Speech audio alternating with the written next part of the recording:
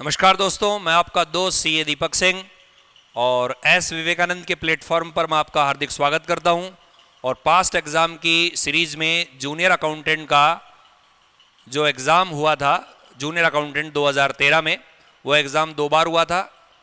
एक एग्ज़ाम तो हुआ था 2016 में, एक एग्ज़ाम हुआ था 2016 से पहले। किन्हीं कारणों से 2013 में जो पेपर हुआ था वो कोर्ट द्वारा रद्द कर दिया गया था, तो हम उसके क्वेश्चंस फटाफट से देखते हैं।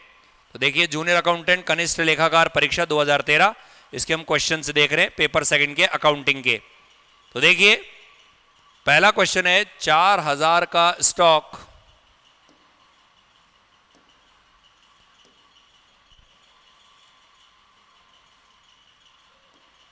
4000 का स्टॉक आग से नष्ट हो गया। यह स्टॉक पूरी तरह से बीमा कंपनी द्वारा बीमित था।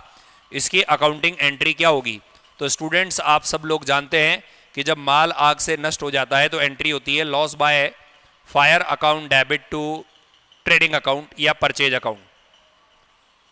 लॉस बाय फायर को डेबिट करते हैं और टू ट्रेडिंग अकाउंट या परचेज अकाउंट कर देते हैं।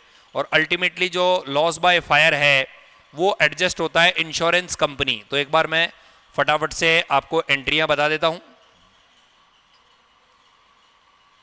तो देखिए, एंट्री होती है loss by fire account DR to purchase और टू ट्रेडिंग, और फिर बीमा कंपनी से मुआवजा मिलता है तो insurance company account debit to loss by fire, और यदि जो मुआवजा नहीं मिलता है तो P&L में चला जाता है। तो देखिए, पहली एंट्री तो होगी नहीं, दूसरी एंट्री भी होगी नहीं, क्योंकि दूसरी वाली एंट्री तो तब होती जब कोई क्लेम ही नहीं मिलता, तो सारा का सारा नुकसान P&L में चला जाता। तीसरी एंट्री भी नहीं होगी, चौथी एंट्री होगी। ये इन दोनों एंट्रियों का मिक्सर है। लॉस बाय फायर डेबिट हुआ है, लॉस बाय फायर क्रेडिट हुआ है, तो एंट्री हो जाएगी इंश्योरेंस कंपनी या insurance claim account debit to trading account. इसका आंसर आएगा 4। देन सेकंड क्वेश्चन है स्तंभाकार रोकड़ बही में लेखा किया जाता है।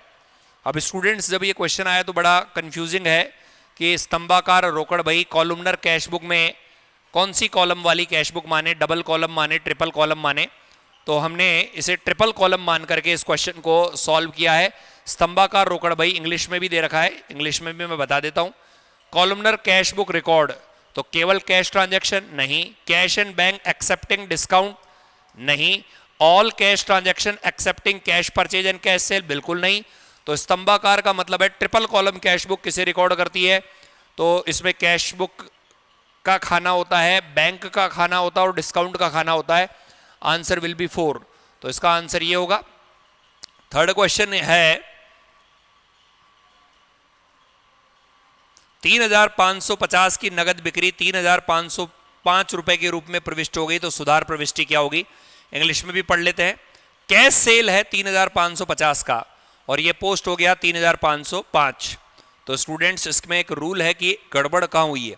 गड़बड़ यदि प्राइमरी बुक में हुई है, यानी एंट्री करनी चाहिए थी cash account debit to sale 3550, और एंट्री पोस्ट हुई है cash account debit to sale, और कितने से हुई है? 3505। तो 45 रुपए से कम एंट्री रिकॉर्ड हुई है, तो 45 रुपए से और एंट्री रिकॉर्ड हो जाएगी, तो एंट्री होगी कैश टू सेल 45 रुपए से। तो ध्यान रखना, यहां प्राइमरी बुक्स में गड़बड़ एंट्री हुई है तो दोनों पक्षों में गड़बड़ गई है, यानी कैश में भी गलत गई है और सेल्स बुक में भी एंट्री गलत गई है। तो यहां पर मतलब यह है कि कैश सेल प्राइमरी बुक्स में कैश बुक में गलत रिकॉर्ड हुआ है, तो कैश टू सेल एंट्री यहां पर होगी। नेक्स्ट क्वेश्चन, फोर्थ, निम्न में से क्या संपत्तियों की लागत को कम नहीं करता है? इंग्लिश में भी देख ले। इंग्लिश में लिखा हुआ है which one does not reduce the cost of asset. कौन सी चीज है जो एसेट की कॉस्ट को कम नहीं करता है? कांस्टेंट यूज ऑफ एसेट, तो आपने डेप्रिसिएशन पढ़ रखा होगा। डेप्रिसिएशन के कारण से एसेट की वैल्यू में कमी आती है, तो लगातार आप एसेट को यूज करेंगे तो मूल्य में कमी आएगी। एक्सीडेंट से मूल्य में कमी आएगी, अप्रचलन से मूल्य में कमी आएगी, बीमा से मूल्य में कमी नहीं आएगी। तो आंसर आएगा बीमा। क्योंकि बीमा कॉस्ट ऑफ एसेट को कम नहीं करता है। नेक्स्ट क्वेश्चन, एन्युटी मेथड में मूल्यह्रास की राशि क्या रहती है? एक बार इंग्लिश में भी देख लेते हैं इस सवाल को। इंग्लिश में सवाल है, under annuity method the amount of depreciation fix रहता है, बढ़ता जाता है, कम होता जाता है, परिवर्तनशील रहता है। तो मैंने आपको पढ़ाया था, जो बच्चे ऑनलाइन लाइव क्लासेस और फेस टू फेस क्लासेस हमारी ले रहे हैं उन सबको ये मालूम है कि एन्युटी मेथड डेप्रीशिएशन का ऐसा मेथड है जिसमें भी मूल्यह्रास की डेप्रीशिएशन का मेथड हर साल क्या रहता है? समान रहता है।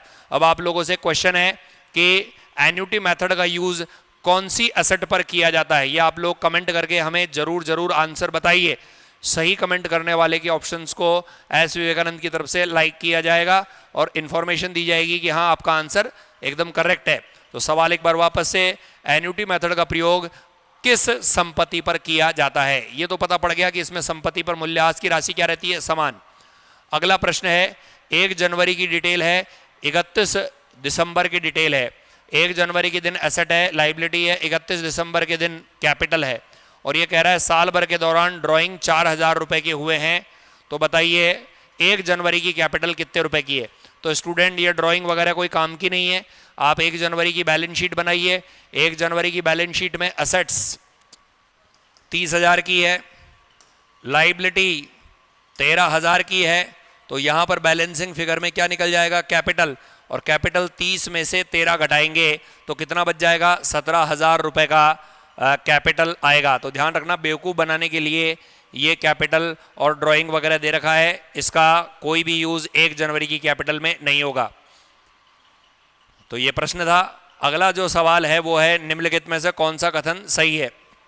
तो देखिए स्टूडेंट्स, सभी में क्रय पूछा गया है, तो मैं आप सब लोगों को एक फार्मूला बताता हूँ। COGS का फार्मूला। COGS का मतलब होता है cost of good sold, Hindi में बोलते हैं बिक्री की लागत, बिके माल की लागत। इसका फार्मूला होता है opening stock plus purchase minus closing stock. Opening stock plus purchase minus closing stock. अपने को इस सवाल में परचेज निकालना है, तो परचेज को यहीं छोड़ दो और ओपनिंग क्लोजिंग को उधर ले जाओ।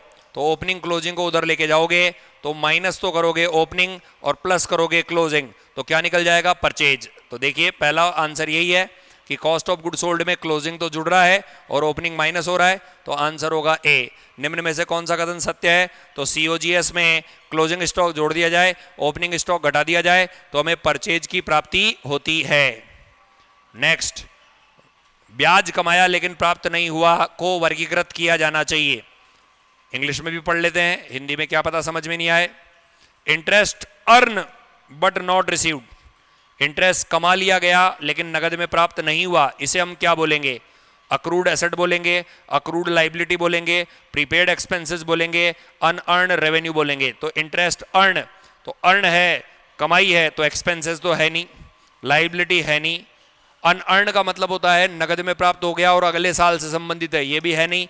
तो आंसर होगा अक्रूड इनकम है, अक्रूड एसेट है। Answer will be A, accrued asset. ये देखिए, ये हिंदी में ये रहा।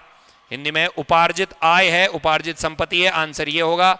ये तीनों चारों, ये तीनों नहीं होंगे। नेक्स्ट सवाल, अगर लाभ लागत पर 1/4 है,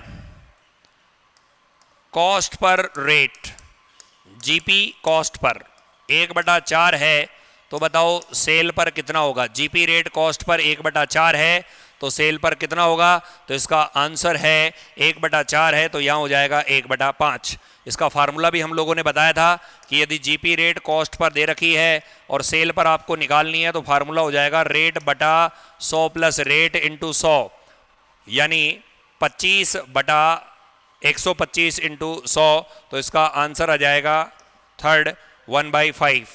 नेक्स्ट सवाल, औसत खंड का मुख्य उद्देश्य क्या है? इसको इंग्लिश में भी देख लेंगे अभी। व्यापक बीमा को प्रोत्साहित करना, अल्प बीमा को हतोत्साहित करना, पूर्ण बीमा को हतोत्साहित करना, अल्प बीमा को प्रोत्साहित करना।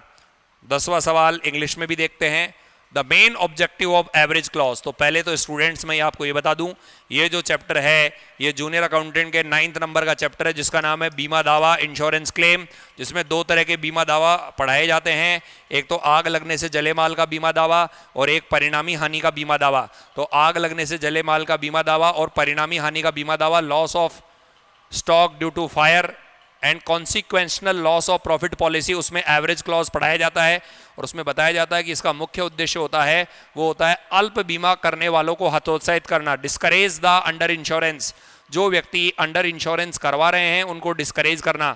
यानी ये क्लॉज ये कहता है कि यदि किसी व्यक्ति ने कम अमाउंट से बीमा करवाया है तो क्लेम के वक्त उसे कम प्रीमियम, कम क्लेम मिलेगा। यदि किसी ने कम बीमा प्रीमियम जमा कराया है, कम राशि से बीमा करवाया है, जबकि उसका स्टॉक ज़्यादा रुपए का है, तो क्लेम के टाइम भी उसे क्लेम कम दिया जाएगा। तो यहाँ पर जो आंसर आएगा वो आएगा discourage the under insurance, answer will be 2। तो ऐसे ही सवालों के लिए हमारे साथ जुड़े रहिए और एस विवेकानंद के प्लेटफॉर्म पर आप लोगों को फेस टू फेस क्लासेज है, डेमो क्लासेस भी अवेलेबल है, आप वो क्लासेस भी देख सकते हैं। Online live classes same to same जो क्लास में हो रही है वो क्लास भी आप देख सकते हैं, एज वेल एज आप रिकॉर्डेड क्लास भी देख सकते हैं और चैप्टर वाइज टेस्ट भी दे सकते हैं।